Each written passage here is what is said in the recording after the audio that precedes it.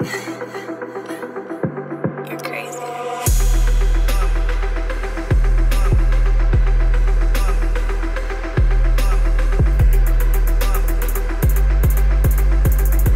What's going on, everybody? Welcome back to another episode of the Viall Files Update Special Edition. We know how much you love them, so we're here giving you all the updates you've been desiring, and truly all the updates that you have been desiring. Now, I know some of you haven't heard all the updates because we drop a lot behind Viall Files Plus, but they are there waiting for you to sign up for Viall Files Plus.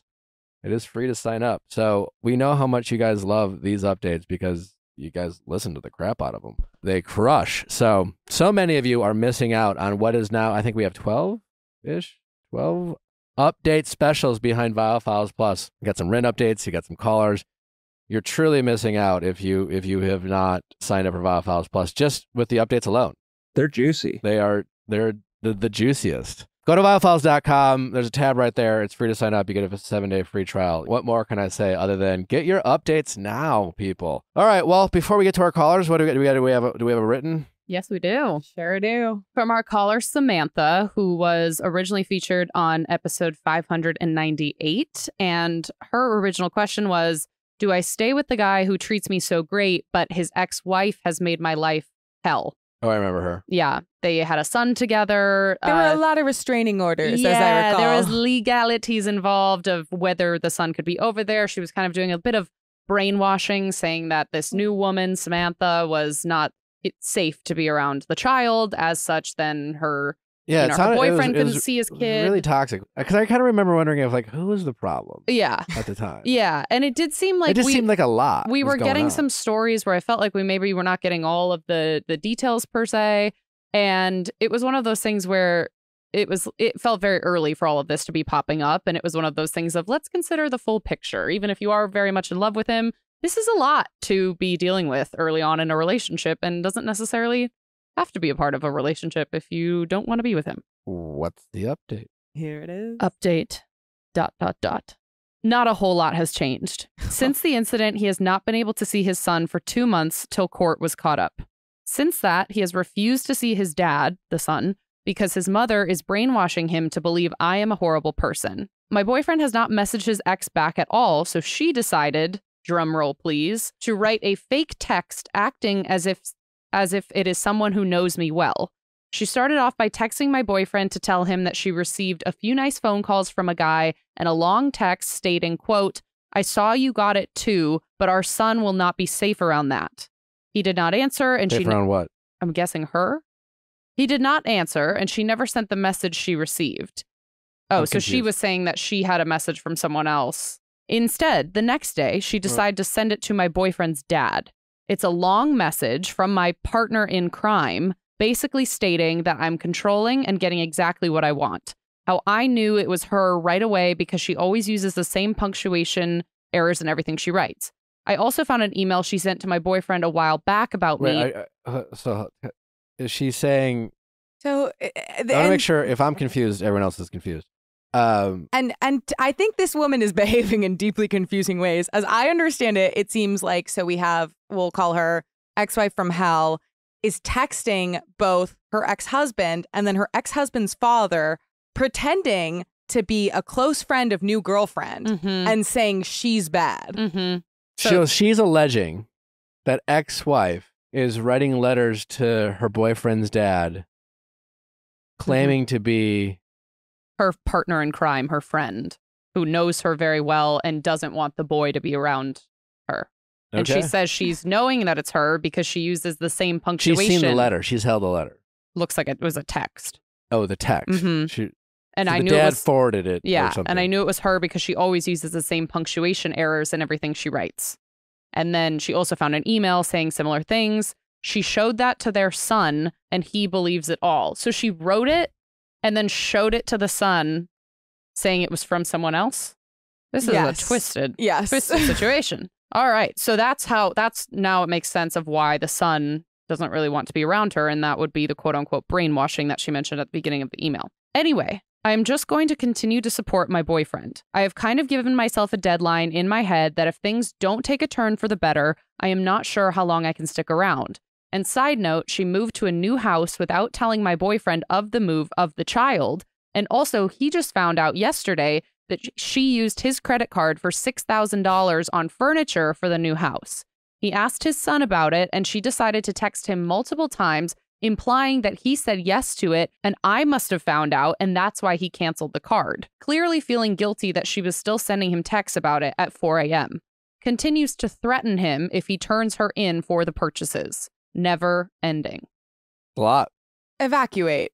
Please evacuate. But I don't remember talking to her and her being like, besides this, we have the greatest relationship of all time. I don't remember that. I feel like it's also hard to know what your relationship is even like because when you have these, Sure, this is batshit. This is dramatic. This is so crazy. I mean, you constantly have this like out of a movie villain who is uniting you and your new boyfriend through all the madness. Like, I'm sure it's really bonding for them. And so that must be very confusing in terms of how she even sees the relationship. I don't think she's gotten to like get over. Oh, totally. It's like the enemy of my enemy is my friend. Right. They have this like communal fight. They're doing this together. They're trying to fight for the relationship. It makes it seem so much more worthwhile. And I feel like they've never fully gotten out of like the honeymoon phase, like bubble totally bursting. I mean, he's not hanging out with his son, according to her. I need to talk to him. Yeah. I need his side of the story. And it's not that I don't believe our writer, caller. It's just that who knows what she's being told. Right. She has a limited perspective. And like, it seems like the guy who has the most perspective on all the people is the man. What if he's in on it? I don't mean like maybe he did give her the money. I don't know. But it's just like, what about this? That's what I'd want to know. What about this relationship? And it's not fair that he has an ex-wife from hell, so to speak, but he does. And I'm just wondering, what about this relationship is she receiving that makes up for all this other bullshit? Yeah, it kind of reminds me of like the all my exes are crazy type of thing, where it's like you can have a relationship where it ends really poorly, but like also like it's two people having a relationship that fell apart. What are the steps that got it to be so elevated, so high that it's literally like walking into this, it's like a full tornado of just emotion. Yeah. But like, again, back to my other point too, it's just like, maybe it's just an unfair situation. Maybe she is this crazy. You know, it's possible. Some people actually have crazy exes. And if she is doing half of this shit, she's batshit. But I just want to know from her, what about this relationship? Because it's been a while since we talked to her. I just don't remember her being like the greatest relationship I've ever had. I feel seen and heard. We communicate. We have so much fun. And like, I don't remember that. I could be wrong, but I just feel, I want to know. She said ultimately she's given herself a deadline. For what? I've kind of given myself a deadline in my head that if things don't take a turn for the better, I'm not sure how long I can stick around. So the deadline seems to be undefined. Yeah, I was like, at least it's there's not a included. date. Well, that's what I'm saying. That's undefined and it ain't getting better. He hasn't seen his son in 2 months. Yeah. She's charging the credit card. And I feel like in her brain, I'm sure there's some element of like, I don't want this crazy person to win. Yeah. And it's like, at a certain point, you have to say, like, is winning enduring constant hell just to try to prove a point from someone who is clearly so devoid of like perspective in the situation and like does not view you as a human, like views you as like a horrible, cartoonish, like villain bitch and is trying everything she can to ruin your life. Like, is it really worth engaging with that just to try to prove a point from someone who will never understand it? Like, this is not, the wife is not someone who is showing any kind of like self-reflection or self-awareness. No. So it is like, there is no scenario in which this woman is like, oh, you know what? They stuck it out. And now I see that like I was in too deep. Like, it's always going to be excuses. It's always going to be blaming. And like, seems like she's deeply in pain because of the way this marriage ended. And like, unless she goes to therapy, that's not really going to change. I mean, at what point, again, are you doing it for the drama? Again, that's why the first question is like, what is it about this relationship that's keeping you here? And it's got to be more than just, well, I just love him. It sounds like she's fighting this fight and not him. I remember talking to her and I remember he was kind of like passive in his approach. And again, I'm sure it's a difficult situation, but I just can't help but wonder if now she's she's invested in winning. She's invested in the drama. She's invested in not letting this person Win?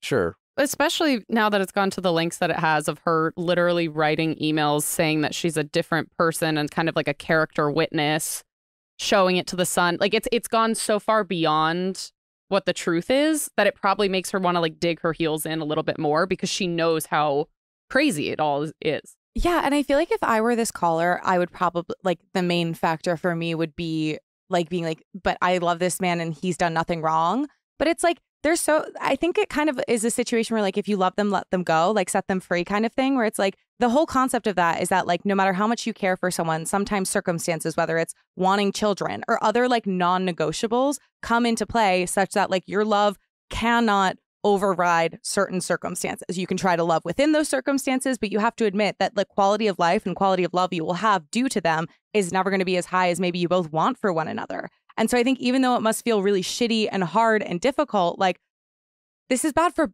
everyone involved. Bad for morale. It's horrible for morale. Real bad. Could be worse for morale. I feel like we're missing information. He comes across in this letter, and again, I remember from the call, is like a passive participant in all this. It's like she's fighting the fight versus her. But, you know, I'm not getting a lot of like, and my husband was like furious. And like, all I heard is my boyfriend hasn't seen his kid in like a couple of weeks, as if it's like, oh, well, you know, there's no like, he's really upset. And maybe she's leaving that part out, but like, why isn't he more involved in this story? I remember being on the call with her and also feeling like in his retelling of certain things to Samantha, I felt like there were some gaps and there were some moments missing. And I remember encouraging her, like, please go back and ask some follow-up questions because it doesn't feel like he's even giving her the full truth. But it seems like she's fighting this fight more than he is. That's also weird. I think both like whether it's like kind of her ego got engaged, as it would make a lot of sense if it did in this situation, or she's like, she feels really protective and defensive over her boyfriend, seeing his ex-wife go to all of these like really extreme lengths to try to ruin a happy relationship. And so she also just like feels like, oh my God, if this woman is doing all of this to us, like I need to be the one to protect you because you can't protect yourself, which is also not true per se. Advice, if you don't have a defined deadline, I would define it, and it shouldn't be more than a month. And knowing that this ain't changing in a month. And he needs to do more. I don't know what it is, but there's just, my gut tells me this is not her battle to fight, and she's the one fighting it. Well, I'm sorry you're going through this. Samantha, please evacuate. Oh, evacuate, girl. Please. He was older, right, too? I believe so, yeah, because Samantha's only 27. He comes with some huge And I think baggage. the son is teenage. I think he's like in his early 40s. Was the son a teenager? Yeah. I thought he was older. Because So. in my head, I was thinking like 4-year-old. And then on the call with her, I was like, oh, he's older than I thought. Yeah. He's got too much baggage. Maybe there's some fixer energy going on here. She's in it for the drama as much as she's in it for love. Because I don't know what the love is. I don't know where the love. And I'm sure he's nice and sure they have fun time hanging out. But this is nuts. It was more than just like not much has not much has changed, but so much has happened. Yes. Amen. You know? I wish Yeah, and it's like, not much has changed. Not much This has woman's changed. I was like, impersonating oh, a okay. former best friend of mine, Yeah. trying to sabotage me by way of. she's catfishing her own son. Yes. Yes. It reminds me of when someone's like, how are you? You're like, I'm good. And then you're like, actually, no. Let me take that back. No, everything Everything has changed. Yes. It's just gotten worse. Yes. It's gotten way worse. And it's not getting better. And you're waiting for it to get better. And you have this idea in your head that you have some sort of timeline. But the reason you haven't thought about that actual timeline and defined it is because, again, I think you're caught up in the drama. And a lot of things to say about this ex-wife, but does not seem like she's a quitter. Not a quitter. Like, No, she does she's- not seem like someone. And she's not going anywhere. You know, they have a kid together. And until your boyfriend learns how to deal with his baggage in a more productive way, we come in with baggage and it's like, you know, if we want to use that literal metaphor, it's just like he's got so much baggage, he can't carry it all. And he's handing it off to you to hold the bag, so to speak. And you're not allowed to board a plane with stuff from other people. It's a security risk. And it's almost like if he's not carrying anything anymore, she's out there just holding all this all this baggage. There's so much other stuff going on here, I'm convinced.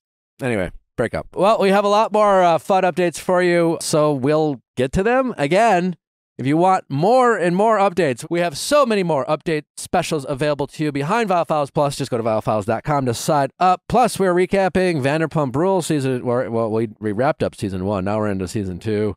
We also have our pop culture roundup. So much more content available for you under Viall Files Plus. So check it out. All right, let's get to our callers. Question time with Nick. Let's ask Nick your sexy questions. Welcome back, Emma. Hello. How's it going? Good. So I called in asking for advice about why my boyfriend is faking his orgasms, or supposedly faking his orgasms.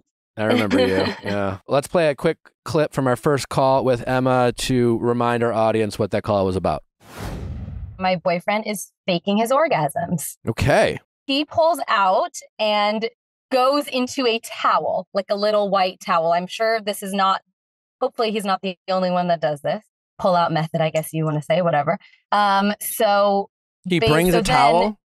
He has, well, we live together, but in his little like bedside table, he has like a bunch of white little towels for this purpose. He threw the towel in the laundry and then went downstairs. And this is maybe toxic of me, but I went to go feel it and it was bone dry, completely bone dry, front and back. I'm literally rubbing my hand all over. You're putting it on your face. You're like scrubbing your face just to make sure.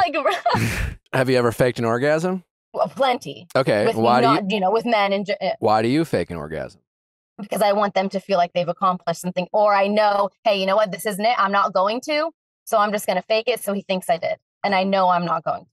Well, so why would a man, so is it the same thing then? Is that why he's doing it? I mean, I assume yes. I mean, usually, what is it? Actum's razor, the most simplest explanation is the correct one. And yes, I mean, society has this double standard or whatever you want to call it, that it is incredibly easy for men to climax whenever. They're just walking hard-ons, and if you touch their dick, it'll explode full of cum or whatever the fuck, And I think as young people hooking up, there's always this expectation for men climaxing, even to the point I think women, I think young women, or maybe women of all ages, will wrongly decide that sex for them is about getting a guy off because there's that sense of accomplishment. There's like this tangible thing of, well, I got him to get off, so therefore I'm good at sex, or therefore he loves me, or therefore he's attracted to me,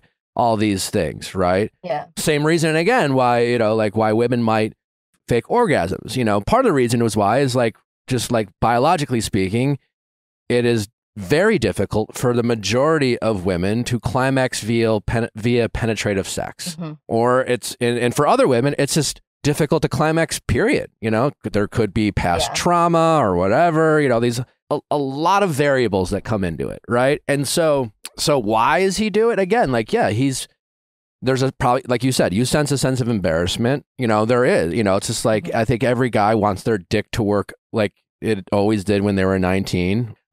He could be stressed out. He just he might not be able to maintain the erection. All that aside, you should just fucking ask him. And I know it's a sensitive subject. I don't want him to. I know, because then he's going to know that I reached into the laundry, got the towel, felt it up and down both sides. He's going to know that I did that. And I feel like he's going to be like, why are you testing me? Or why are you going behind my back and doing Listen, it's an awkward conversation. But first, I don't think you say that. First, it's kind of like, hey, babe, can I ask you a vulnerable question? Have you ever faked an orgasm with me? See what he says.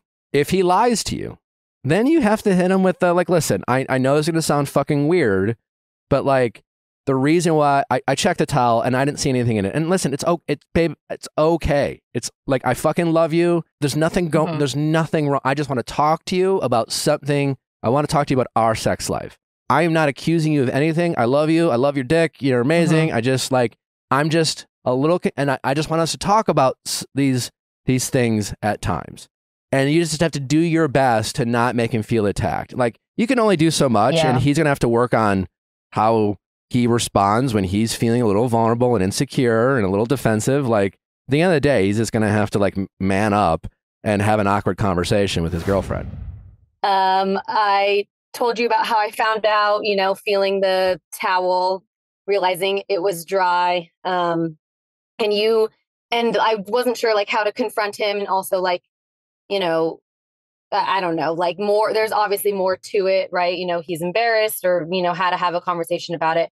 And your advice was to, whenever I bring it up, do it in a way where it's like letting him know that it's okay if he's not going to, and it would never, because you were assuming maybe in his past, like there were girls who, maybe gave him crap for that or something, or made him embarrassed about it or whatever. Well, just so in general, yeah, there's just a lot of societal pressures. Yes. That the expectation is that it's easy for a guy to climax, and yes, and then society also puts pressure on women and makes it feel like it's their fault if a guy doesn't climax. So everyone is kind of feeling like, what the fuck is going on if a guy doesn't climax? And so there's just a lot of people, I guess, on edge or triggered in that potential scenario. And as a guy, I can imagine that, that would be the reason as to why he's faking it, right? Because he's like, I'm not going to, and I don't want her to.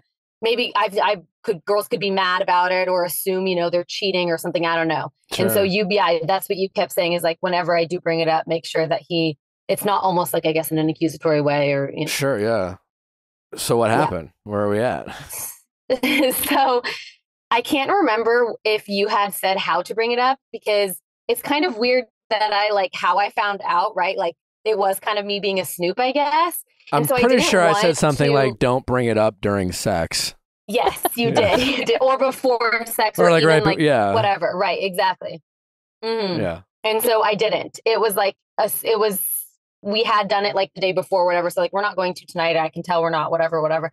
And so I brought it up the way I did it, which, and see if this is maybe me lying. I mean, it was, but I said that I needed to use the towel afterwards to wipe myself, but didn't want to use the part that had been used. So I was feeling for a dry spot, and and the whole thing was dry. So wait, you tried to basically catch him in the, wait, hold on. So you're telling me you went about it by trying to pretend that you needed the dry towel? Okay. Because I didn't know how he was going to be like, what, you felt it because you were assuming I faked it? Why are you snooping around? And it almost felt like it was like me enough. Snooping. Yeah. And so I was like, I just need to bring it up in a natural way, and not, and like, oh, I casually found this out. Like, I was feeling it and it was completely dry. And gotcha. Before he could speak, I was like, I just want you to know that, if, and I'd used your advice and said, like, if you, aren't going to, and I was trying to not accuse him of faking it, which so, I was. But like, walk me through. Okay, you just had sex, right? When I brought it up, no. So you didn't have sex, but No. How did you, like, so this alleged towel is from when? Oh, I'm sorry. That's what, yeah, it was from a previous time is when I had sex. I didn't specify which time. I said, oh, another time we had sex, last week or whatever it was. Don't you clean your towels? Or am I just, yes, the way I brought it up was, oh, last week when we had sex, I wanted to use the towel and so on. And okay. Now we're on the same page. Yes. Okay. So you used, okay. Yes. I thought you were like, yes. I'm going to catch him in the act and use that as a way to bring it up. I'm like, that's going to sound total accusatory. You were like, oh, by the way, hey, last week, something I wanted to bring up is I grabbed the rag and noticed it was dry. Okay, gotcha. Okay, all right, fair enough. All right, that's all right. And then what'd you say? Bring it up in a weird way. So how did you bring it up once you had you said what? I said, hey, last week, I was I just wanted to bring this up just because I've been thinking about it. Last week, I right after we had sex, because he, like, if it's in the morning, he'll go downstairs right away and make us coffee or whatever. I was like, oh, I was going to get dressed and I took the rag, but I wanted to wipe myself, but wanted to use a dry part. So I was feeling the whole thing and noticed the whole thing was dry. And then before he could speak or, deny any of it or whatever, not that he would deny it, but I was like, I just want you to know that if you're ever not going to, it's totally okay. I don't expect you to every time. You're very giving with me and whatever. And it's not to be expected that you need to every time. Like, I would never be upset about it. I would rather you just tell me you're not going to than possibly pretend to. I tried to not use the word fake it. I don't know why. I felt like that was like really accusatory. I don't know. in the past, if he feels like he's like a little bit being attacked, he'll get pretty defensive, and I have to calm him down and not get have him not get super defensive. And he was so not defensive, but also denied it. It was really weird. And he goes, "Oh, that's so weird. Maybe it just dried." It's not weird. Like, he just lied. That's all. Yeah, and yeah. You know. I think he lied, right? Because I felt it right away. I mean, and that wasn't the first. I had done that before and felt it, and it had been dry like 2 or 3 times. He denied it. Yeah. And so he was like, "Oh, that's weird. Maybe it just dried really quick." And I go, "Well, I mean, it was right after." That's him being defensive. And he goes, yeah, it is, but not in like an outwardly defensive way. Sure. I guess it was like a secretly defensive. You're right. And I go, "Well, either way, I just want you to know that if you aren't going to, it's totally okay. Just hit home again." And he was nice, but he said, "Okay, I appreciate that. Thank you." And then that was the end of the conversation. I didn't need him to admit it. I knew what had happened. Gotcha. It's what what am I going to argue with him? No, about that's probably it sounds like you handled it well. Clearly you sensed his discomfort with the topic, which is why you said, "Hey, either way, just so you know, it's okay if you don't," which I thought was a great response. And then have you guys had sex since? Time we had okay, sex, there you go. He wasn't going to, and he said he wasn't going to. There you go. I very much tried to be really cool about it and like, "Oh, really? Oh, no, that's totally fine. Whatever, like, no problem." Like, very much so. So he knew. And then, so that was like the immediate time after. That was like a couple of days after our conversation. And since then, he hasn't had any problems with it. So I almost feel like the pressure was taken off. Probably. Yeah. It sounds like you handled it great. I'm nitpicking, but the only thing that could have been slightly better than like, "Oh, no, it's not a big deal," is this kind of been like, cool. Like, really, like not even. Like not baby him about it. Just be like, "Oh," because it's a normal thing. So rather than being like, "Oh, it's okay," like, just, like, it's like that, we know you did something bad, but I want to, you didn't do something bad. What happened is normal. Like, it's normal for people to have sex and one, if not both people, not to climax. It is the most normal thing. In fact, more than anything, that's probably the norm than people constantly orgasming. So it's nothing. It's just like, "Oh, it's not going to happen." Okay. Like, that's it. That's the conversation. But that makes sense. It sounds like it was great. And so far, like you said, ever since then, it hasn't been an issue. The fact that the very next opportunity, he was comfortable enough to acknowledge it, is all the answer you need from what was going on in the past. And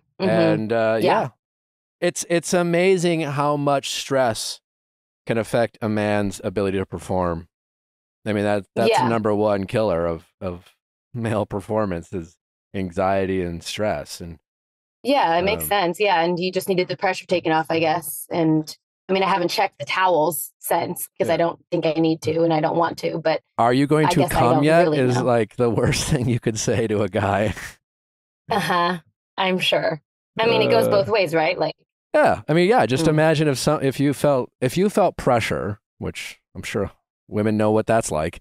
It doesn't usually help, and so pressure, given the other way, it has the same, very similar response. Yeah, definitely makes sense. So your advice worked, and great. We haven't had any issues. I was just winging it. No, I'm just kidding. No, that's great. Great to hear. And hopefully, just a lesson for the both of you is that having these uncomfortable conversations, it's okay to have, important to have, which a lot of couples, I mean, some couples can be married for years and avoid these conversations.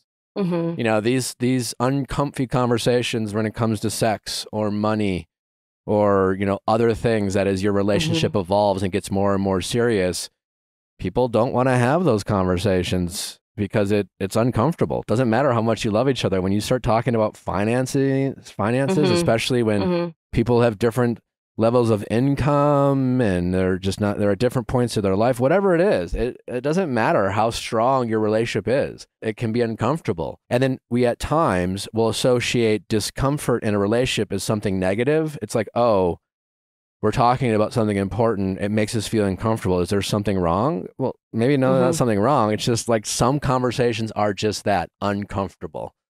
And we still have to have those from time to time And the more we can have it, the less uncomfortable it will be. Mhm. But, you know, kind of a chicken before the egg situation. So good first step for you guys. I mean, like you should, Mhm. hopefully it feels good, not only for you. I would love, obviously, for him to have just acknowledged it. But hey, I was going to say, you know, it would have been a baby better step. conversation, more of an actual conversation if he had said why he faked it and his feelings around it. But Right now, I wouldn't mess with good, you know, but maybe like, you know, down the road, you can be like, you used to fake it, right? You know, like, you know, maybe when you're in a, like down the road when it's Yeah, like yeah. something you hopefully can both laugh about. Right now, just enjoy.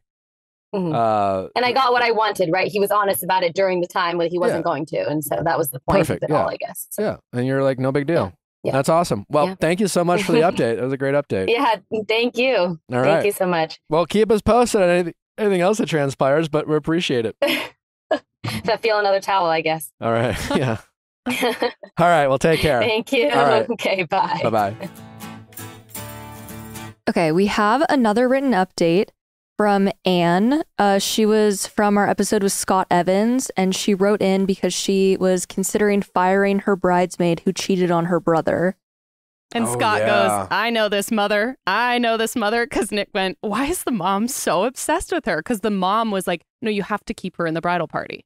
Oh, that's Mom right. was Mom, so over the weirdly, top with the brother's for girlfriend. appearance sake. Yeah. And who And- cheated on who again? The Bridesmaid girlfriend cheated on the brother. Yeah. And she'd gotten And the close with the bridesmaid, so Yeah. she was feeling really hurt as well. Yeah, and mom wanted her to keep appearances up. Yeah, kind of be like hush hush. But also, she had many, many siblings, so she had plenty of bridal party. But for some reason, the girlfriend had to stay in. You know, what was the advice we gave? Like, maybe you should fire your bridesmaid. You should sit down and you should talk with the brother and the bridesmaid. So she says, I did not have to fire my bridesmaid, and she is still in the wedding. I took Nick's advice of sitting down with my brother and the bridesmaid in person to talk through everything. After the podcast, I reached out to him and asked if I could talk to the bridesmaid about our relationship. And as I predicted, he immediately jumped to being defensive without hearing me out. I let him get all his frustrations out, and I remained patient with him, despite him saying hurtful things out of anger. And I just explained that in order to move forward and heal, that we needed to have a conversation, especially before the wedding. The conversation went better than I could have hoped. My brother and I worked through some of the things in our relationship, and I really do believe we came out stronger. I held him accountable for his words, and I held the bridesmaid accountable for her mistakes too. I explained my concerns and how I felt betrayed by her too, since we were becoming friends. My brother apologized to me for saying things that made me feel hurt, and the bridesmaid apologized for cheating on my brother and took accountability for her actions. So, all in all, they're still in the wedding. She feels she's set some boundaries. And if the bridesmaid cheats again, then she's out of the wedding. Oh my God. Fair enough. I mean, fair enough, but the fact that like that has to be said Yeah. is wild to me. Yeah, but she What do you says she's mean? content with both of Like, them she- staying in the wedding. Well, she Her did being it. her being in a relationship with the brother should be contingent on her never cheating again. Well, she's not saying that she's only not going to cheat so that she can be a bridesmaid. Yeah.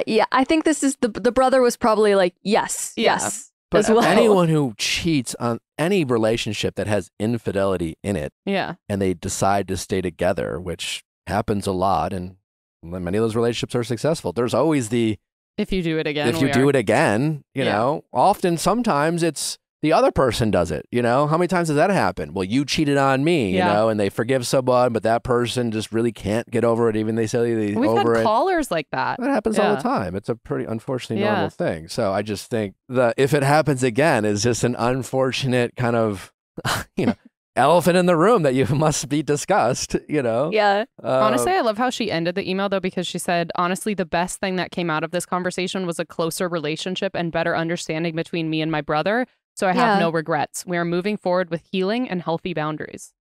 That's amazing. That's good. Yeah, Yeah. Good for her for being able to see the silver lining. for sure. Well, we'll have to reach back out again I after want the to know how wedding. this wedding goes. I know. I really want to know. I want to know what her brother and them are doing to make sure it doesn't happen again. It sounds like they're in couples therapy Okay. and they're both individually in therapy as well. Well, because Yeah. remember, wasn't it? She was saying that the brother kind of contextualized it because when the brother and the girl got together, she was actually with someone else. but he was able to justify it because the other relationship wasn't good. So he kind of felt like he was saving her. Oh, that's how their relationship started. I believe so. Yeah. That's so it was like she'd done it right, before. yeah. She'd cheated Once a before cheater, with always the a brother. cheater. But he was had thought he was like the hero of that moment, helping her get out of that other relationship. Well, maybe the next time she cheats on him, it'll be to end the relationship. Ugh. I don't know. I mean, listen, but they're in therapy. You know, Yeah. that's progress. And this woman is a therapist herself. Mm-hmm. As a therapist myself, I'm rooting for their growth and applaud their willingness to hold one another as Wait, well our as caller? themselves accountable. Yeah, she was a therapist. Is a therapist. Yeah. But then she says, however, as a sister, I do not totally trust her yet, and I want to see more from her. Sure. Yeah. Yeah. Well, we'll see I'm what sure there's a happens. lot of therapists who don't trust. It's like, I wouldn't date them. You No, know? it's your example from The Bachelorette. It's like, and the bride and the therapist. Like, Yeah. yeah, two you're different. two different people. But yeah. She's given her up to 6 months before the wedding. This woman is allowed to just say, I don't want to be in the wedding anymore. And Oh. no hard feelings, no questions asked. So there's a lot of like contingency. but she's Wait, helping interesting. her. She's said giving to her the an out. sister-in-law. Yeah. You have an out up to 6 months out. Yeah. I feel like the brother would hate that. Yeah, but I can also see it from a bride's point of view too, because you don't want anybody up there that doesn't want to be there. I totally get it from. I get everything from her point of view. Yeah. Apparently, their only boundary that they countered with is if one of them drops out or is eliminated from the wedding party. I don't really know what that Eliminated. means. It sounds like a game A show. competition. Then they will both leave the wedding party. Oh my God, we're falling down like dominoes. So the brother would leave if the girlfriend leaves? She would take him down with her. That doesn't seem fair. But if that's something they want to do, I mean, it's fair if that's but what he they doesn't wanna realize do. that this stipulation is based off of her potentially cheating again. Oh my God. Imagine that double blow. You get cheated on by your girlfriend and then you get... kicked out of your She sister's won't be wedding. kicked out of the wedding. He's not being kicked out. They're saying they have the right to remove themselves. So that seems like it's from their side. Yes. I don't think Anne is going to kick her brother out of the bridal party. Yeah, I wish Anne was with us to talk about it, but my guess is this is all based off of if this happens again, right? Or if she decides more than 6 months, that's another rule. If it's more than 6 months and she just changes her mind, she doesn't have to be in the wedding. But according to the rule that they added, if Yeah, but she's it's only gonna 7 months change her out, mind. she changes her mind, the brother gets to go with her. She says, I already understood that. So moving forward, if the bridesmaid does not meet our discussed expectations leading up to the wedding, then I will enforce my boundary and they will both likely be removed from the wedding Oh, What, party. so what, she's what are gonna the remove. expectations? That she doesn't Is cheat. she? Right? Because this wasn't like my bridesmaid isn't living up to like being a bridesmaid. No. It was Yeah. like, I think my bridesmaid, who is only my bridesmaid because I became friends with her after she dated my brother who cheated on my brother. Oh, here are the expectations are also having no drama or fighting at the wedding. Oh, What's that about? we won't know if there's drama at the wedding until the wedding. Yeah. Oh, yeah, true. She Maybe wedding removes them events? from the bridal party. Events leading up mid-reception. to it. If they're having like relationship problems? Like if she cheats Or on if him she and he gets comes mad. with drama, yeah, to like the bachelorette party or something. My gut, if Vanna was on the phone, she would. All of her boundaries and expectations are centered around the possibility of her sister-in-law not being trustworthy. And so Yeah. when she says drama, she's implying that she can't, as she said, doesn't know if she can totally trust her yet, and that her behavior will create the drama. Her brother, in solidarity to his girlfriend, of which he wants to, be the supportive king type of thing, is just like, well, if she goes, I'm going to go. And Anne agreed to it thinking, well, sure. Like, I'm not going to, she doesn't need to explain to her brother why she has the boundary that she sets. All in all, I think this is very positive. And it Yeah. sounds like the couple is actually, I don't know what's going to happen with this couple. And how old was their brother and their girlfriend? Do we know? Well, Anne was 27. Was her younger brother? I thought her brother was in a Yeah, few so years they're younger. Yeah. She made mistakes in the past. Now they're both in individual therapy and couples therapy. That doesn't guarantee success, but at least they're doing something about it. At least they're actually putting in the work. And unlike it in the past where she cheated on her then boyfriend to just have a break and get in a new relationship, her infidelity in this relationship, I don't know what caused it or what it was about, but it wasn't about leaving. And it wasn't just, her taking the easy way, quote unquote, the easy way out of ending a relationship. So it sounds like she's hopefully dealing with some past trauma or whatever has caused her to act out in the manner in which she did when she cheated. And so that's a very positive thing. So hopefully she sticks with it. And I guess everything else just whatever. I want to get Anne on the phone. I feel like the only way she isn't in the wedding party is if they break up or she cheats on him again. And there's no guarantee that her boy, Charity stayed with some guy for 6 years in between a bunch of cheating. So there's no guarantee that he's going to break up this time if he finds out she cheated. So, but if she does, I'm going to go ahead and guess that Anne, she will break up with the bridesmaid. Will the brother just not go to the wedding then? I think they're agreeing to scenarios in which they're not visualizing the picture, which is what we're literally trying to do right now. But yeah, because I'm just thinking if she cheats, she's out of the bridal party. But if the brother still wants to stay with her. Yeah, well, then it's getting real messy anyway. So that's going to be the least of their concerns. This is why I doubt maybe her brother. Should be a rule. I doubt her brother is going to, if he finds out his girlfriend cheated on him a second time, he might stay with her, but I can't imagine he's going to refuse to go to his sister's wedding. If that happens, boy, I'm worried about him. Oh, yeah. Then he's really lost. But do you think there should be a rule like no? You have to be like a sibling. You know what I mean? You have to be married into the family. No siblings, boyfriends or girlfriends. What are you talking about? Like for a bridal party. Do you get? Well, I don't think is it a little riskier when you get. Well, people sure, dating? It's definitely riskier. But she didn't pick her as a bridesmaid only because her brother was dating her. Yeah, they've gotten close. That's true. Which is why she's so hurt as well. Yeah. Well, good luck. Have an amazing wedding, Anne. We actually hope you have a beautiful day. Yeah. You want to invite us? No drama. We've had some other callers invite us to weddings. Oh my God. I got a DM from our bride-to-be that the wedding that's on my birthday. And she literally offered me. The Mexico wedding? Yeah. She was like, if you want to come, seriously, we'd have you.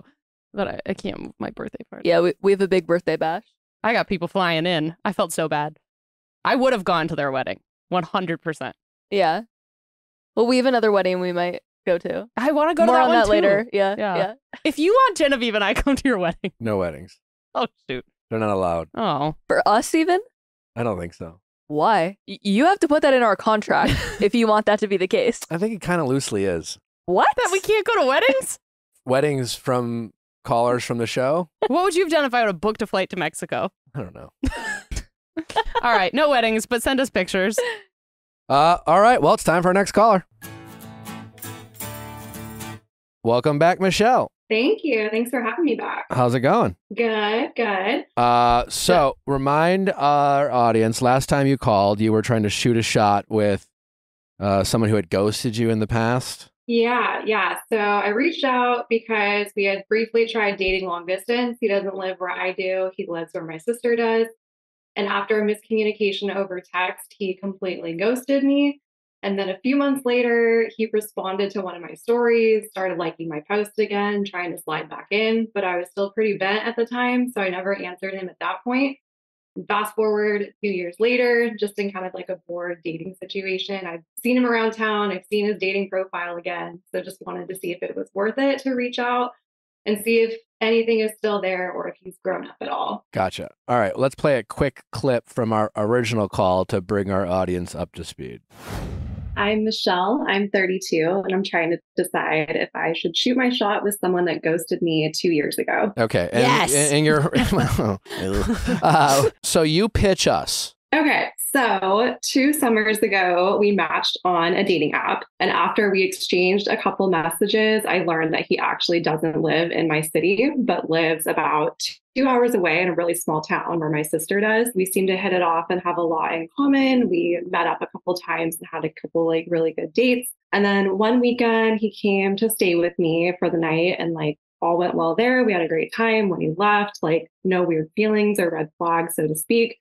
But then the next week, just in our communication, I felt like there was a shift with him and that maybe he wasn't as interested or trying to keep his options open. After he left, he said that his work schedule changed, which it often did. In his line of work, his schedule's not super consistent. And so I was like, okay, the timing of that seems a little suspicious to where now he'd be busy when I'm coming into town.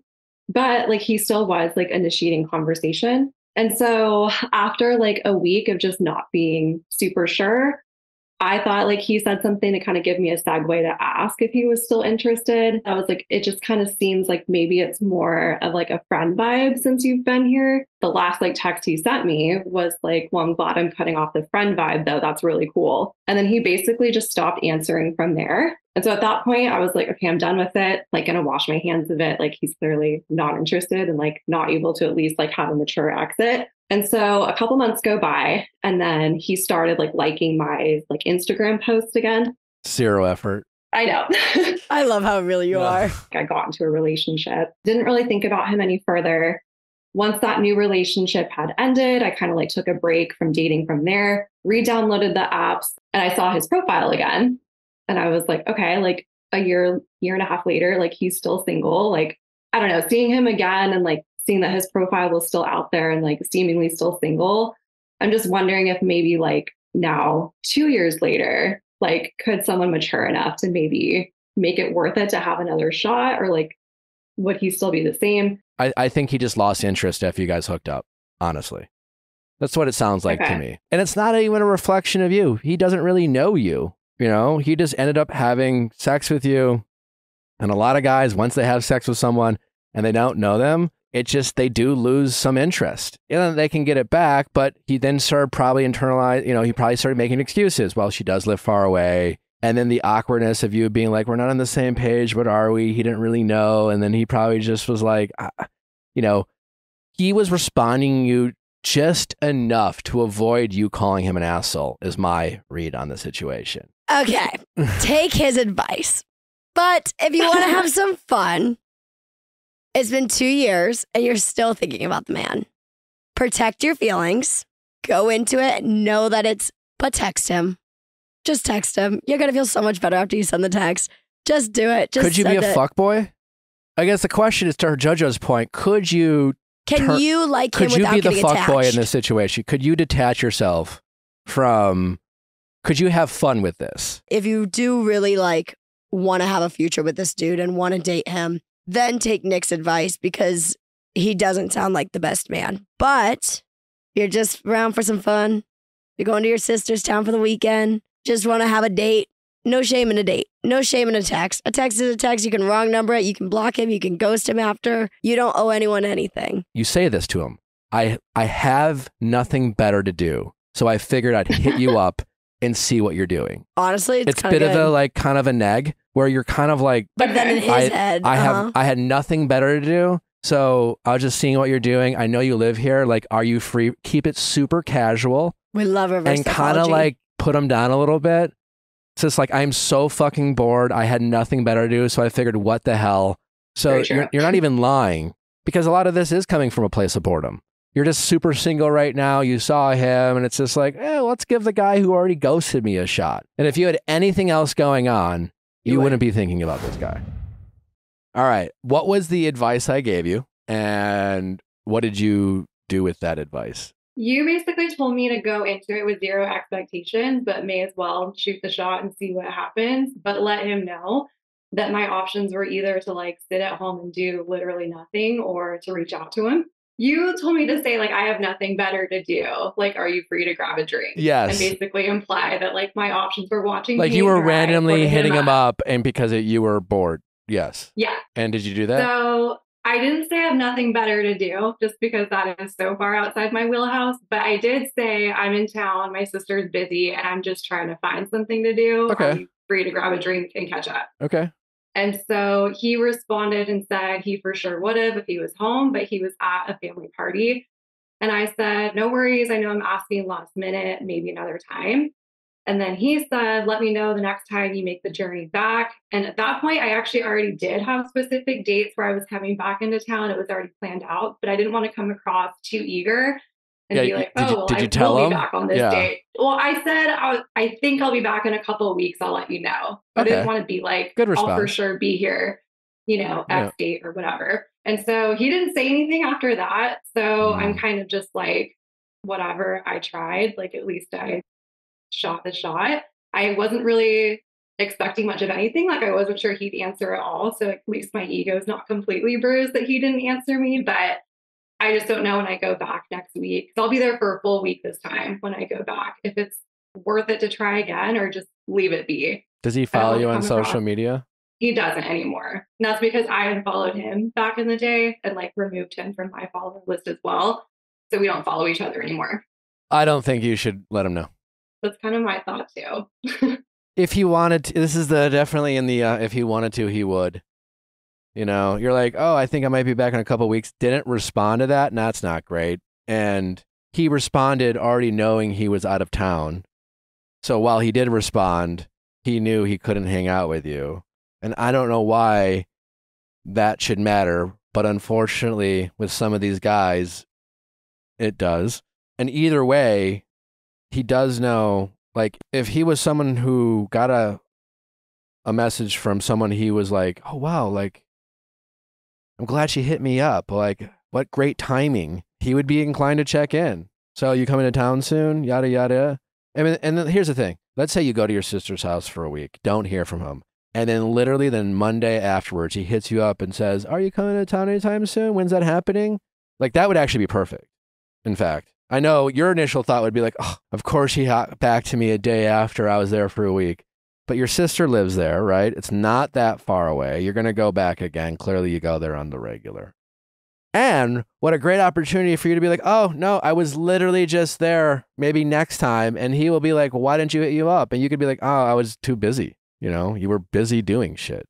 You weren't and aren't a priority. You know, you don't have to say that last part, but that's the message you'll give him, which is you're not waiting around for him. And then you can always go back in the future. But yes, I don't think you should be like, hey, I'm going to be back again. Are you free again? Like, this is a guy, again, very much has the power. He ghosted you in the past. He's shown example after example of just kind of only wanting to hang out with you at his convenience. And when push came to shove, he just disappeared on you. So, like, not a great track record. So you reached out, you tried, he wasn't there. Ball's very much in his court.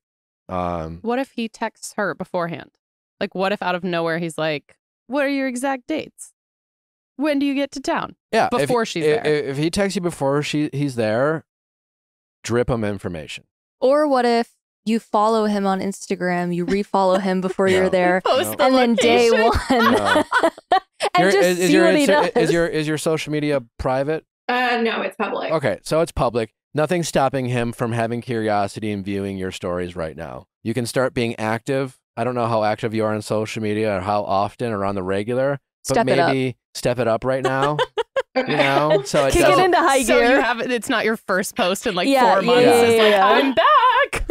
Yeah, so maybe, post a couple stories over the next, few days and then post something with your sister, the second day you get there. Don't be obvious about it. But we're getting into dangerous water here of putting a lot of energy into this guy, which is technically what we're doing right now. But I mean, I appreciate the update, but we're not getting good vibes from this guy, Yeah. And that was like my thought too. And I remember JoJo saying that I'll just feel better once I send it. And that's kind of how it was. Like, Yeah. I sent it and was like, we'll see what happens. And then when he responded, I was like, well, whatever. Like, I gave it a shot, and now like that lingering curiosity is going away, which is good. Yeah, it's not like you're going to like South America and this is the only chance to see him or something. This is a place you visit on the regular because of your sister. If he ever reaches back out, you can always go visit him if you want to. But this sounds like a guy who's at best going to be interested in having some sex. Yeah, no, I would agree with that. And my gut instinct was not to say anything when I went back. So I'm glad that you are in agreement with that. I'm sure those stories exist, but I'd be hard pressed to find people who ended up marrying the person who ghosted them. I'm sure there's someone listening being like, I did. You could still get divorced. But God, Nick.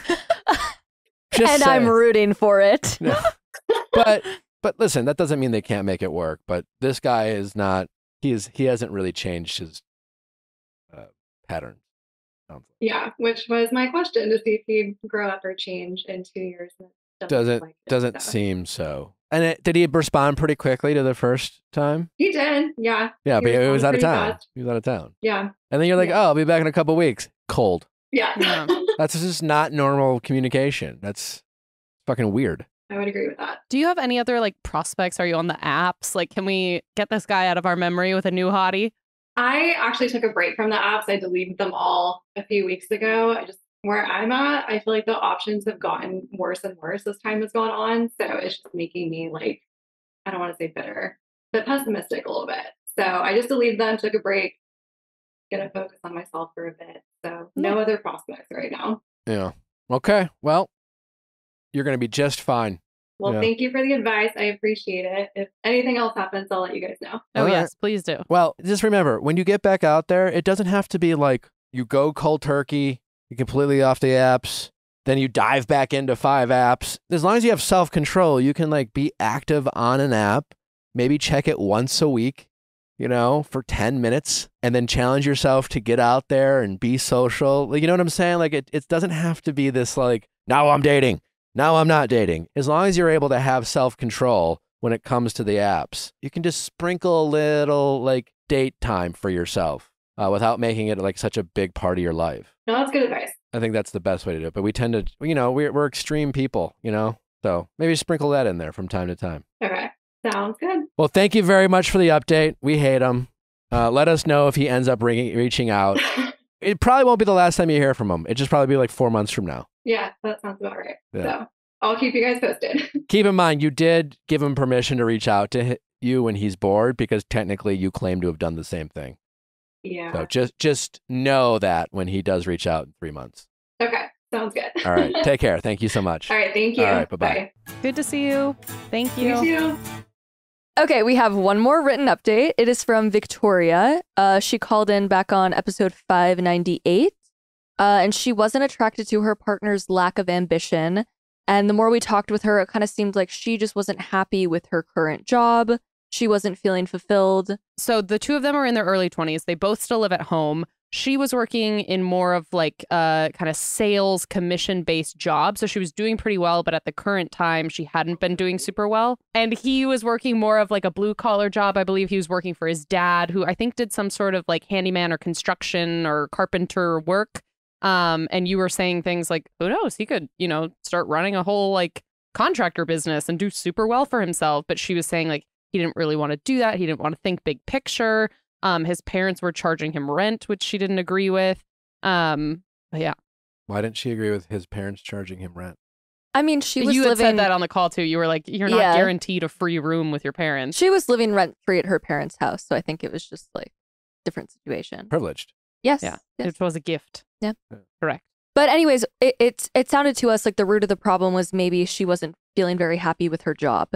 And so she wrote in and she said, I actually pivoted and I'm now going into software sales, which is funny because Nick used to do that, as he mentioned in the talk. So she and her boyfriend are both still currently living with their parents, but he's actively looking for new work or a new career opportunity. They live together with... No, they're each at their own parents' house. I would say that sometimes my success can cause issues internally for my boyfriend, but I'm always supportive and understanding that he is on his own journey. Obviously, if there are continuous issues and strain on the relationship because of my success, that is not something I will stand, and he's aware of that. I'm excited to see what next steps he takes and where he ends up career-wise.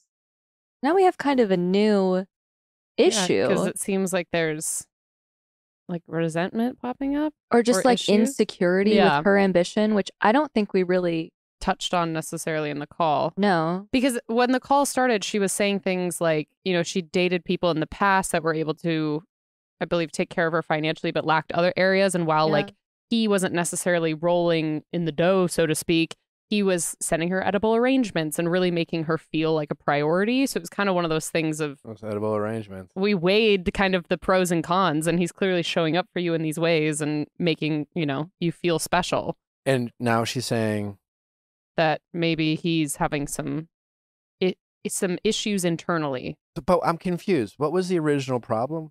The original problem is that she was just turned off by his lack of ambition. And the fact that he didn't want to take it like a next step further. He just wanted to kind of keep doing his job day in and day out. Because you had said, you know, well, he could manage this company or do this company. And she was like, he doesn't want to do that. And my advice to her was, she wants a different job? Well, your advice to her was, I feel like if you were happy in your job, which she really wasn't at the time, you might not be feeling this way. The insurance job wasn't paying as well as it once did. Because I think it was like commission based and she just hadn't really had any sales at that point because it was a slow period. So she just like wasn't making money. And now it seems She's in this new job. She's making more. And I think it makes sense that this has come up now when she's like happy and doing well in her job. Yeah. That he's kind of feeling insecure by how successful she is. Totally. Yeah. I think for like women, this is such a common issue. My best friend basically just got broken up with because of this. Oh gosh. She's like going to be a lawyer in New York, and this guy has never left like the area he lives in. Mm-hmm. But I think a lot of women deal with this, and I wonder like what the advice would be, because it's like, Well, how does she know it was because of that? it's just so obvious. I want her to call in. Have her call in. I want her to. I'm not She might. doubting it happens all the time, but like I do think sometimes it's maybe not that. Okay. Like, what do you think the issue now is here? What do you interpret her words as then? Well, that's what I'd love to know, what she means where she thinks he's struggling. I can't speak for all men, obviously, but I do think there might be situations where it's an excuse and not a reason. But it's not like this guy has broken I'm up curious, with her. your friend who you want to call in. Okay. Why is it so obvious? Your lawyer friend who sounds like she's on her way to having a very successful career and being a lawyer. Her ex-boyfriend, what did he do? She is in LA right now in Okay. law school, but the year before you graduate, you basically find out what job you're going to get. And hers is in New York at a top law firm. Okay. And he broke up with her kind of out of the blue and gave all these reasons, like, we argue, they've never argued, we have differing interests. Then like she just kept pressing him on all the reasons that he said, and none of them really made any sense. And They never argue. they would never like fight. Gotcha. Well, maybe it's more because she's moving. Yeah, maybe he doesn't want to move to New York if he's never left where he's from. But he said to her, like, he visited New York. He was like, maybe I could see myself here. No, I We believe could do that. long distance. But the thing is that's a totally reasonable answer. And he didn't say that as the answer. And he Because- said all these other things. I don't know the situation, but Well, she'll call to in, me, and you'll to learn. me, it's more believable that at the end of the day, he was just like dating her for a year, maybe just wasn't as in love with the relationship as maybe she was, just in general. I don't know. Then she's like, I got a job in New York. And he might have said, oh, I could see myself doing this. And oh, I went to New York and I liked it. That's night and day from actually deciding to go. And it's not like he was like, oh, fuck, I love New York. Like, But then sign why me wouldn't up. he say that? I- Because if she hears that, because it's I like, tell you why. Because if he did that, he'd be called shallow. really? Yeah. I think Because if I it don't want got- to move across the country? Yeah, if he was like, listen, at the end of the day, I'm just not moving. But she gave him, like, she said to him, is it because of this? And he was like, I don't think so. I don't think so. So then it is. What is I don't think so? I What don't kind of know. answer is that? We'll get her on the phone. Yeah, I just think in those Can we get situ- them both on the phone? I He's want to not talk gonna- to no, both of them. He's not going to maybe- do that. when they met, was she in law school? Yeah. I have had it hard to For believe. the listeners, If I- she's nodding. But then I said, yeah. I find it hard to believe that he met someone in law school, and then in between that time of dating, she was only in law school, only to her get a job, which I assumed he thought she would at some point. And then he was just like, I can't possibly date someone who's making more money than me, and broke up with her. Come on. More realistically, he just wasn't feeling it and realized, I don't want to move across the country for someone that I don't think I'm going to marry. And then, yeah, made up a bunch of excuses that probably didn't land. But at the end of the day, he was just like, I don't feel like moving and I don't want to have a long distance relationship. And he felt like that would be an asshole thing to say I don't know. and insensitive. And that's why he did it. That's my read. It just doesn't make Okay. sense that he would get into a relationship with someone knowing full well that she was already on this path. If you told me that like they met and they were a couple bartenders together, and then she decided to get her life together and she went to law school, has been crushing it, and she's just a different person from when they met, then we have a conversation. But it just doesn't make sense. What's changed? What's changed is she's now getting a job in a different city. What hasn't changed is she's a lawyer. Well, I think she knew when they met, basically right after they met, that she was going to do this job, like a year in advance. True, Interesting. but that was still a We'll get her on the call. okay. Let's get on the call. Back to this. Yeah. Back to this. Yes. So they're still together. It's not like the writer enters boyfriend has broke up with her. No, I know. But she's sensing something. What do you think she's sensing then, if not I'd love an to ask her. insecurity? Yeah, I'd love to ask her. We would too. Listen, I'll email her again. In our writer's situation, it seemed like if he generally isn't as ambitious, now you look at a situation, he's generally not ambitious, right? He works for dad.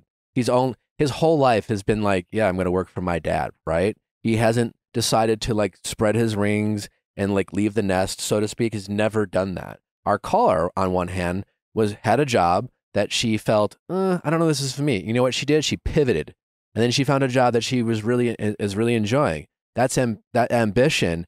I could see him being kind of subconsciously or consciously uncomfortable with her ambition, knowing full well that he doesn't share that, and that ambition can be intimidating. There's also a chance, especially if it's from a gender standpoint. I think men could be intimidated by that ambition for sure. There's also a chance that, time has passed, months have passed since we've spoken with her.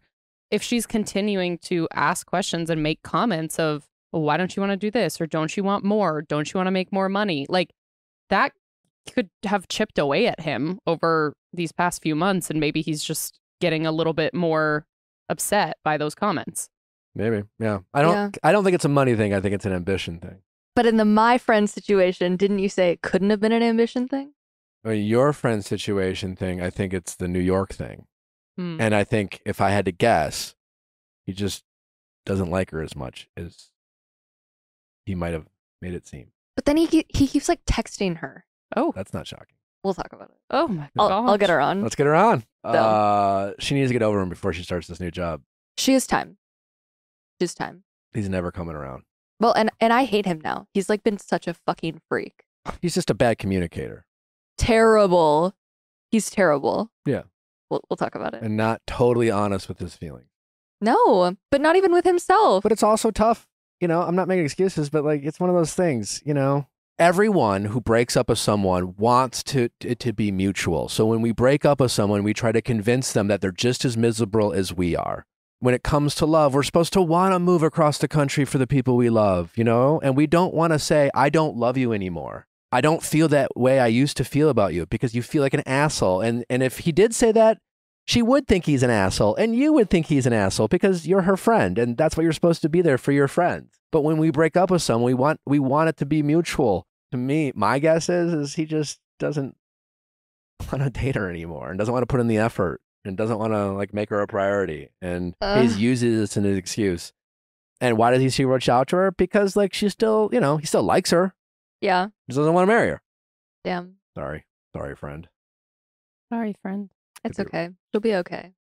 On to better. All right. Well, enough of that dialogue. Let's get to our next caller. Shut the hell up. That was great. It was fun. Welcome back, Debbie. Hey, Nick. How are you? So good. How are you? I'm okay. I can use your help. Okay. Let's play a quick clip and get a quick update, a reminder of what she called about. Welcome back, Debbie. Bring us up to speed. So this is your second update. And last time we talked, you were dabbling in the dating women arena. Yes. So I was dating a man and a woman and deciding which one to go with. And so I ended up dating the woman, continuing to go with that. So I dated this woman, and it's been like a couple months, and it was honestly very solid. I actually even told my parents about it, which was a big deal for me as well. I learned kind of far in the relationship that she was non-monogamous, learning that like late into kind of our relationship was kind of unfair in a lot of ways. And when she told me that, I liked her so much that I tried to just accept it and just make it work for myself, even though I was like not being true to my own values about it. And it ended up turning into be a disaster. And so I'm calling because I'm like not over the situation. I'm just like, I'm upset. And this how is the first ended. woman you've ever dated? Seriously, yeah. That in itself, I would imagine, could be kind of intense and new. And the fact that you were rejected by her, I can imagine that might fuck with you. This is all to say, like, maybe just got to give yourself some time and some grace. Most breakups are shitty, and rejection sucks. And when we're rejected by someone, we do this weird thing like put them on a pedestal. But I'm just wondering if maybe it's just more everything that you're sad about and the fact that she was inconsiderate during the breakup and things like that. But I doubt very much that she is going to be irreplaceable. And so I think you just have to accept and grieve the loss. I think you would serve yourself well if you would just accept the fact that she was inconsiderate and that maybe she's just more of an inconsiderate person than you thought she was, and then move on, rather than tell yourself that you are owed this by her and then she basically has a debt to pay. Because when we say things like, well, I deserve this, I was owed this by them. Well, in your mind, then you're kind of thinking, if they haven't given you what they owed you, they still owe you. And then therefore you have to hold them accountable. And then you have a hard time letting go of the thing that you think they owe you. Except that this is how she handled it. That can be part of the moving on process. Like, hey, what I want is a considerate person. When we were vibing, when she was getting what she wanted, when she needed, we had good chemistry. She met my emotional needs. But when things weren't going her way, I couldn't count on her. Being able to count on someone is a big part of a relationship. And being a big part of being able to count on someone is their willingness to step up when you need them, not just only when they're available. And so you would be better served thinking of the narrative that way rather than I was owed this by her and I still haven't gotten it. So therefore, I need to keep telling myself that she owes me and then stay emotionally kind of stuck and invested in her. Are you deliberately messy just so you can come back on the show? Or I know. What is this, like the third or fourth time now? Debbie is a staple of this show. Yeah, for sure. the listeners, Yeah. Debbie is the dare you, iconic Nick, caller that has brought insinuate. you things like romantic trysts, basketball makeouts. Transitioning to dating women? Yes, Okay. Are you still dating women? I am dating women primarily. Primarily, okay. When we last spoke, I was dating a man and a woman, and then I leaned into the woman, and then we She dumped ended you. things, and that was where we left off last time. Okay. Was there advice I offered or? Yeah, so last time I was all upset how she ended over a voice note. I was really upset. Since it's the first person I felt like I was vulnerable with and like really open and felt this really strong connection. And I learned that she was non-monogamous. That was complicated things for me. And especially with the voice note, you told me not to really overthink it and I don't need closure. I can like move on my own. But my brain was telling me I needed closure. So I was trying to like reach back out and get that closure. Did you which listen to me ultimately or did no? not turn out well. So you didn't take my advice and then reached back out to her? Correct. Oh, Nick's angry. No, I mean, but I'm sure life taught you the lesson I was trying to. It did. It really did. You, my therapist, but I feel like you had a really, I don't know, your explanation behind it of telling me not to do it made sense for me. Like when we were talking, I was like, hey, I'm not going to reach out. I'm going to be fine. But I don't know why I had like a really strong urge to. And then I just kind of It's called your ruined ego. Yeah. But what did she say? Yeah, so I actually ran into her at a queer event in LA. And I was with friends, she was with friends, and my friends were like, do not even go over there, Debbie. Like, you could not, like, do not even engage. And you're like, fuck this. I won't listen to Nick, my therapist, or my friends. I sent a text message and I quickly deleted it. You know, the new feature on the iPhone where you can like delete messages? Yes. Yeah. Yeah, so I unsent it and then it said, like, this person has unsent the message. And I was like, you know what? Like, fuck, I did this and she saw it. And then she responded to me and saying, what did you unsend? And my brain was like, I don't know what to do. Then she said she saw me and she said, actually, she said her sister saw me, but if she said she saw me, she would have said hi to me. But we saw each other, so that did not happen. Anyways, I really was like, at this point, like missing her. And I kind of put it on the table. I'm just like, look, like, I would love to meet up at some point. It was nice to see you even from a distance. And then we basically agreed to meet up, which was not a good idea. And what happened? we were in contact after that day I saw her at that event. And it was kind of these like breadcrumbs on both ends, I would say is the best way to put it. Like, I feel like both of us were kind of like leading each other on, if you will, like mixed messages. Like, I guess we made plans, but then she canceled. To be fair, I'm always the one that's been like reaching out. I've been kind of the more, and she's the one that ended things with me. I would argue that neither of you were leading each other on.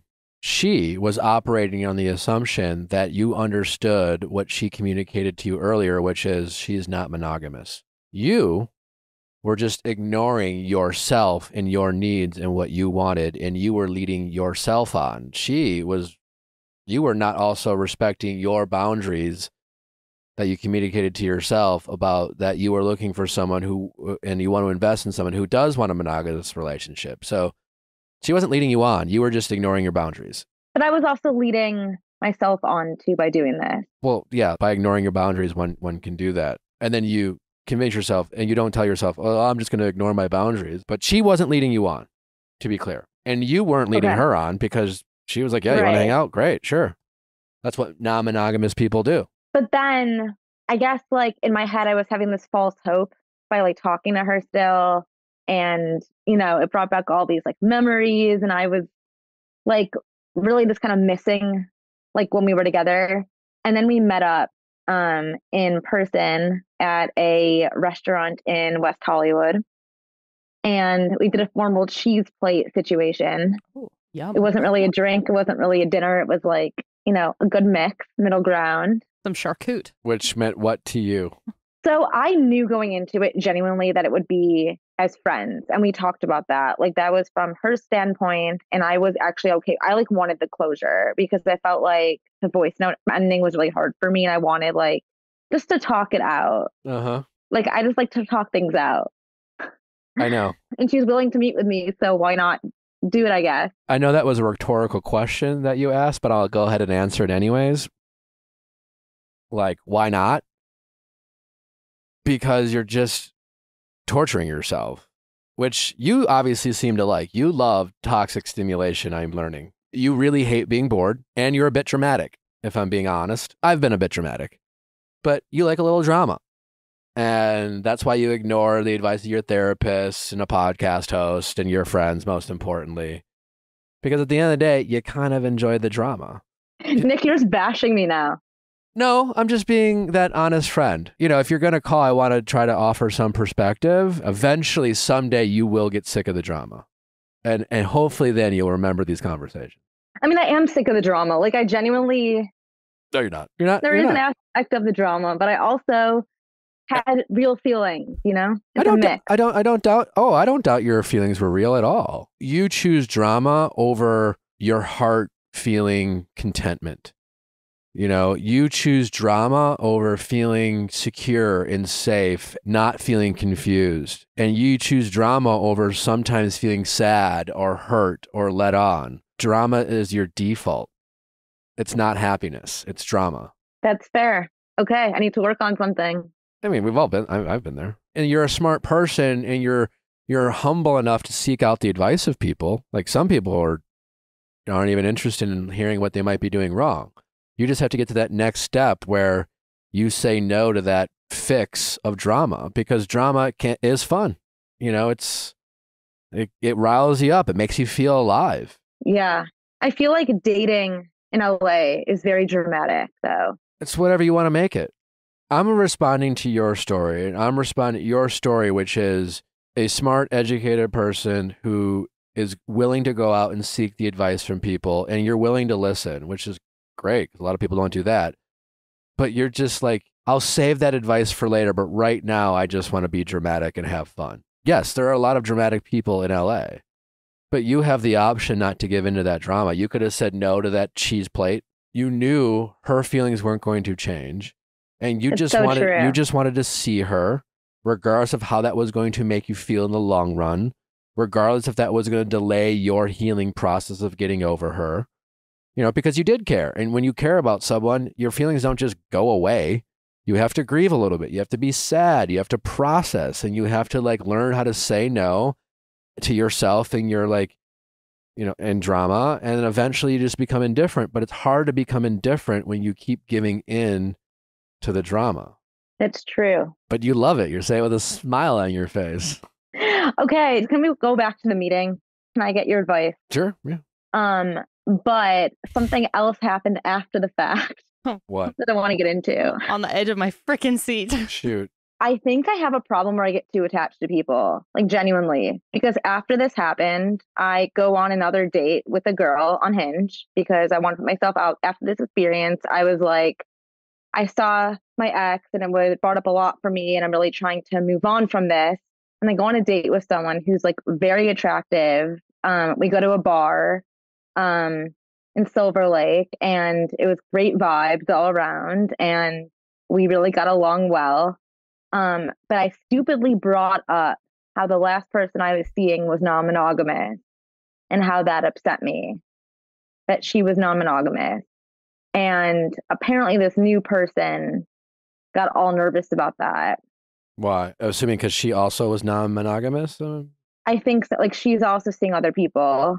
So that's not stupidly. Yeah, I don't think it's stupid to say something that's bothered you in the past that you don't want to get. Why are you dating? Because I want to find my person, genuinely. I'm at a point in my life where I have a great career, I have great friends, family, but I'm missing a partner. Your actions do not say that you are genuinely looking for someone. I am, though. I genuinely, and I feel like I haven't connected with my exes before because they've been primarily men, and I've learned that I am. Do you regret finding out on a first date that someone wants to be non-monogamous? Why do you regret finding out on a first date that someone is not compatible with what you're looking for? Why would that ever be a regret? Because there's more to the first date. I guess I skipped over myself. But it doesn't matter. It does, though. No. Do you know what a non-negotiable is? Yeah. What is it? It's a deal breaker. Yeah, right? I'm assuming that you can't say that you are looking for your person and serious about settling down and want to invest in people who are not looking for the same thing. And when I say it doesn't matter, is that there are so many people out there that we can be compatible with, have chemistry with, like. I have no doubt that you kept hanging out with this person and you're going to tell me that you guys had a great night and had fun and kissed or whatever, or felt this or felt that, or it doesn't matter if she's not looking for the same thing that you're looking for. If you're going to tell yourself that you are ready, you're at the point in your life where everything else seems generally figured out, and that you are really ready for a committed relationship, then you have to know what that relationship looks like. You have to have your non-negotiables of things that, despite meeting someone and despite being attracted to them and thinking they're great and charming, that if they demonstrate a non-negotiable to you that, as disappointing as it might be, it's time to move on. Yeah. No, you're right. I think you just romanticize things and you love the drama. You don't respect your own boundaries. You don't even try to set boundaries, and when you do try to set boundaries, you just plow right through them. You know. Do you want to hear the drama? Speaking of the drama, if you really want to share, please. No, I just need support. I feel like because of what happened, I feel like been more emotionally connected to her. So basically, on our date, I fainted. It doesn't matter. On our first date at this restaurant. Oh, okay. No joke. Fell on the ground. She gave you water. Unconscious. I have low blood pressure. Oh. And I saw Taylor Swift the day before, so the Taylor concert was really overstimulating. This was not a figure of speech. You actually hit the deck. People faint. I hit the deck. Okay. Yeah. I understand. I'm a fainter myself. All right. So you fainted. She was your caretaker. She's my caretaker. I hit my head. I'm still concussed. Yeah. So I had a concussion from this night, and she was such a good person, really was helpful, was really nice, and just a really genuine person. And I felt like that kind of caretaking capabilities made me you know what I heard? Like that. She's not a sociopath. No, but also it is easy to get swept up in moments like that because they don't always happen all the time. Well, we know it's easy for her to get swept up in literally any moment. I'm just saying, I literally was thinking last night about a moment where I sat up in bed and a guy was like, "Are you okay?" and that happened a year ago. So that was what was keeping me up at night. I hear you. They're nice moments. It's nice to have those. I'm not saying that. You're saying like you fainted and she gave a shit. You know, like. I know. I have really low standards, clearly. I need to work on this. And no boundaries, apparently, too. You just like drama because you fainting and her saving you is dramatic. And you like telling the story. I think it's just challenging yourself not to let like the fainting and the cute moments and the good parts that you see outweigh the fundamental issue of the fact that you guys want such different things. And you're dating to find your end goal, and your end goals are vastly different. Yeah, and I worry if you keep if you don't, kind of get to the root of this drama, because no judgment here. I was the exact same way.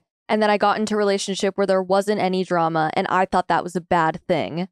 But it wasn't, obviously. Like, I worry you're going to find the person who theoretically is and be bored. Perfect for you, and you're going to be bored, and you're going to mistake that for an issue in the relationship when it isn't. You'll mistake it for a lack of passion. So how do you know passion versus drama? Like, what is the difference? Well, when someone says, I'm not looking for a relationship exclusively, and you are, and you ignore that, drama. So how do you know? Know what your non-negotiables are. What are your boundaries? Like, what are your actual goals? Like, write it down. What am I actually looking for? Be honest with yourself. How do I get what I'm looking for? Well, those are your boundaries. What am I going to limit myself? What are my bad habits? What do I need to say no to? What are your non-negotiables? And when you hear someone communicate a non-negotiable, then you need to enforce that boundary, and you have to stop ignoring yourself. And when you ignore a boundary, you're doing it for the drama. Because ignoring your boundaries tend to cause drama. And you need to start valuing things like feeling loved, feeling heard. You need to prioritize compatibility, wanting the same thing. And you need. So on the first date, do I just ask, are you monogamous? Is that like a weird question to ask? I don't think you can come out of the gate strong, but yeah. You could say, what are you looking for? Yeah. What's your end? Why are you on the apps? It's What's a your first, end goal? Yeah. Listen. That's why I say, like, you should be happy on a first date you found out. You might not always find that out on a first date. It might take you to a third date because you don't want to be, like, on a first date, like, just interviewing the shit of them. I mean, it's a little bit of an interview, but, like, you don't want to bring in every bad date up into this date and be like, well, this is what I found on another first date. So, again, when you find out on a first date a non-negotiable, that's a blessing. It's not a fucking dare. So do I end it right then and there? Like, if I find out you're going to have a good something- time if you have some self-control. You'd be like, well, that's too bad. I'm very much looking for a committed relationship. And obviously that's going to take time and I need to get to know someone. But if you already know you're not, then let's just enjoy tonight and call it a day. Again, people are very attracted to people who can demonstrate self-control. You can't. Got it. And when you No, that's hard to hear, but I think it is real. And you give away your power by doing so. Because not having self-control is an example of someone who's not good at maintaining their power. They don't have conviction. They don't, say what they mean, and it's a sign of being dramatic. And at times that lack of self-control makes it too easy for people to get what they want with you. You give them all this power. They feel that power. I think if you could learn self-control, and I think if you could get better at setting your boundaries and respecting your boundaries and demonstrating self-control and communicating your boundaries up front and just being very calm while you do it, I think your dating life would drastically change. In terms of non-negotiables, though, I guess like non-monogamy is different from dating around. So, like, some people are just non-monogamous, like have that mindset.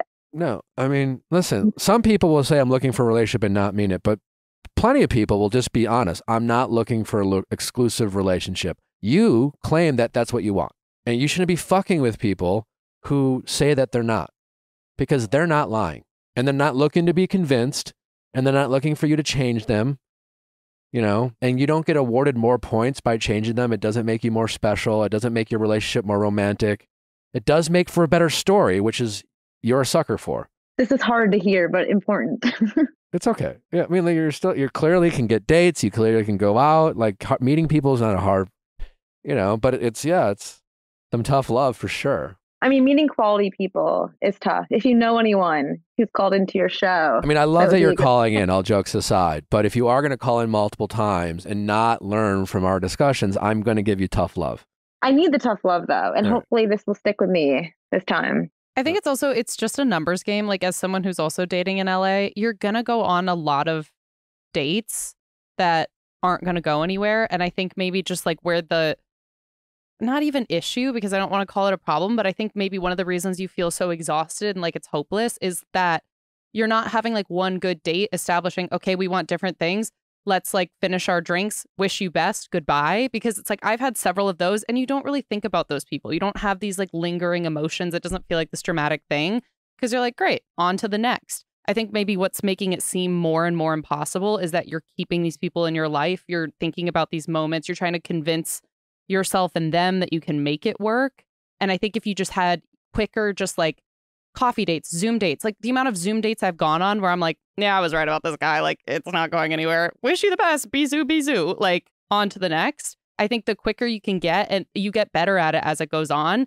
And then it becomes more of like a game of numbers as opposed to you taking it personally and feeling like there's something wrong with you or there's something wrong with the city or it's impossible. Yeah, I'd also say, like, if you feel unsure about someone when you first meet them, that might actually be a good thing for you. Like, try and go for a slow burn, you know?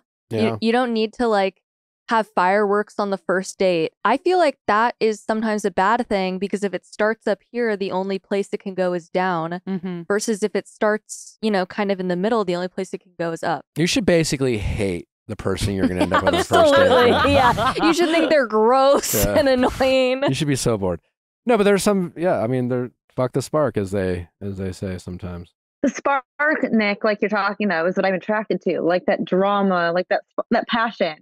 Well, And I think you can build that with the right self-awareness person. is key. Yeah. If you start off with that, I'm with Genevieve. It's really hard to maintain that. And also, you don't know a ton about that person. No, or the right person will, you know, will give you the spark right way, but also meet some of your boundaries and non-negotiables and blah, blah, all those buzzwords we've talked about. But, you know, if you're willing to be patient, you can, in quote unquote, have it all, so to speak. But, you know, you also just recently started women. Maybe you're just in more of a transitional period than you want to accept. You know, No, I feel like this feels more right for me. No. Like genuinely, No. not like in a dramatic kind of way. stop I do want dramatizing I do your want to stories. keep texting her. But you don't want the same thing. But that's the thing. It's like then you won't be ready for the next one. And you're just going to feel these lingering, you're just going to have this attachment. You know what's fun? As someone who loves to like talk about like dramatic things, when I can like run Genevieve through a list of like, so I went on one date with this person. This is what happened. It was crazy. Bye. And it's like you can still have that fun of like, well, that was a failed date, but it's just that one time. He didn't become this like long lasting thing that I was in the weeds of. You can still talk about how crazy and wild and upsetting dating in LA can be. They can be little nuggets of it as opposed to what You're you're saying you should talk experiencing to right her? now. No. I'm saying you can have this amazing date, talk about how you fainted, be like, oh, tragic. We didn't want the same thing. Moving on. It can still be a story. It can be a chapter. You're making it a whole book. I don't think she should be telling her stories. I think she's... I'm just Nick. No, I mean, I'm not kidding. I think you in particular love drama, obsessed with it. You're addicted to it, and you need to like fucking adjust. And I think you should actually practice not sharing your dramatic stories, because it's your ability to tell the story that keeps you addicted to it. It's the payoff. If you have no one listening to your stories, there's no reason to experience the drama. So maybe don't release this episode then. Yeah, we'll definitely do that. Some good nuggets in here. Debbie. Don't Come do it to on, us, Debbie. Hey, listen, I mean, we're glad you called in, and yeah, it's great for us. But you know, it's all Debbie's depends. getting burned today. If you really want We to, love you, Debbie. Debbie's not getting burned because like I've been there. I feel very Same. like we've all fallen into these traps before. This is not us being like, we're perfect, you're wrong. This is us being like, girl, we have been there. Absolutely. You gotta Come, help- we'll you gotta- help you out of the trench. you got to help yourself. Yeah, Nick, you're hard on me today. You're making it easy. Oh, see, this is the thing. I gotta respect my own boundaries. You don't. I gotta change this power dynamic. And the reason I honestly, the reason I'm I'm trying to find the thing that actually makes you want to give a shit about doing things differently. Because right now, you're having a bit of fun, like arguing with me and playing with us, and we're all having a good time on this call. But if you are in fact serious about meeting someone something's going to have to wake you up. So what's my first step? What do you think? I have the awareness. I do have the awareness. What do you think? Put it into fruition, which is the hard part for me, because I feel like when someone texts me, I want to respond like immediately. Well, what you want in the moment often is is often not what you need in the long term. So you have to demonstrate self-control, and you have to know that your immediate needs are often not your long-term needs. And you have to get good at saying no to yourself. You have to demonstrate self-control.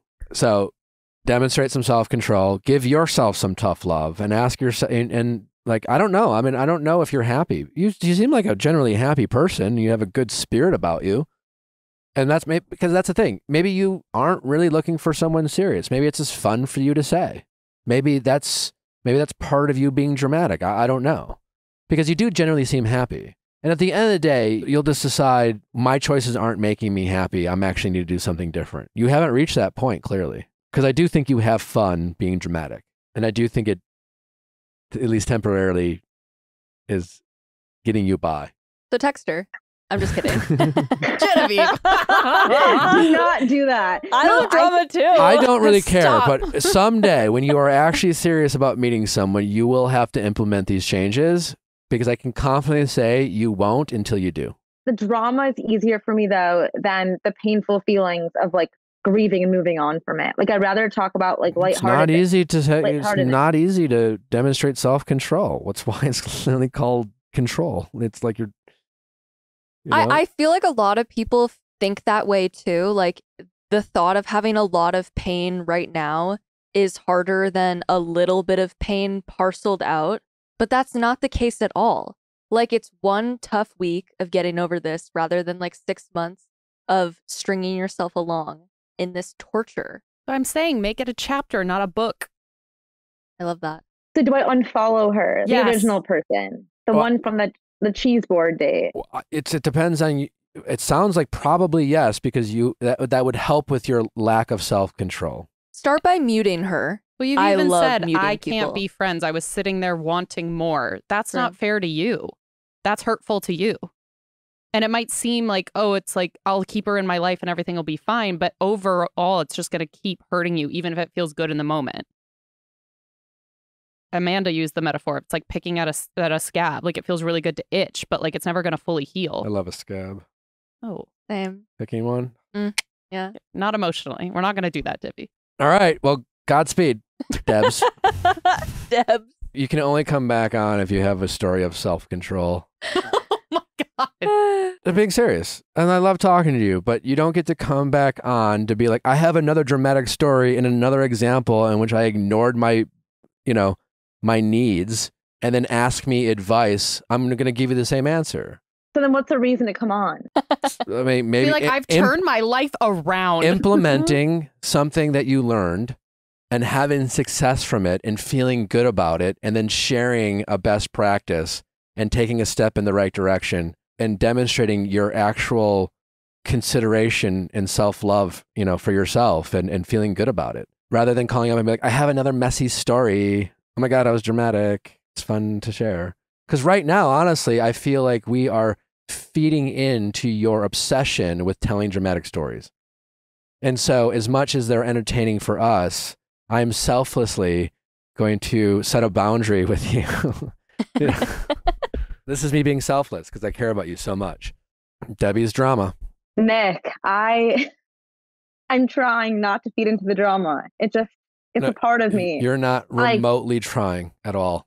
You're putting zero effort in. Okay, I'm going to put effort in. I'm going to come back and change my life around. It'll be great. Well, you don't have to change your life around. Again, you seem like you're a well life. I don't, be honest with you, I don't know if you're actually serious about meeting someone. The only thing I know for sure is that you are obsessed with drama. And your obsession with drama, I think, stops you from really being honest with yourself. And if you can't be honest with yourself, then it's hard to know what you really want and need. And usually you will find out what you really want based off of your actions, not what you say. Your actions say that it's not that serious, that you don't really want it. Because you don't sound depressed. You're not calling out. We've talked to a lot of people who are genuinely bummed and down in their dumps and just sad they haven't met someone and tired of their crappy days. You're calling up every day, be like, I met someone new again, and they're vibing out and they're fun. And she's, you know, like, that's not how you sound. So maybe you don't really want it. I don't know. But you do love drama. I do. I'm just not finding the right people is the thing. Everyone meets a bunch of wrong people before they meet the right one. You're not different than anyone else. That's not your problem, because we all meet the wrong people all the time. Your problem is, as we discussed. Okay. Well, I'm going to have boundaries. I'm going to go on these apps and add monogamy to my profile and be intentional. There you go. Love. We look forward to a progress report. A progress report. Okay. Take care, Debbie. Thank you for joining us, Debbie. Bye, Debbie. Bye. Bye. Well, thanks for listening, guys. Hope you enjoyed that update special. Don't forget, if you love these updates, there are so many more available to you behind Viall Files Plus. Let's go to viallfiles.com to sign up for Viall Files Plus. It's free to sign up. You get a 7-day free trial. So if you're missing out, you know where to find more. We'll see you next time. Bye.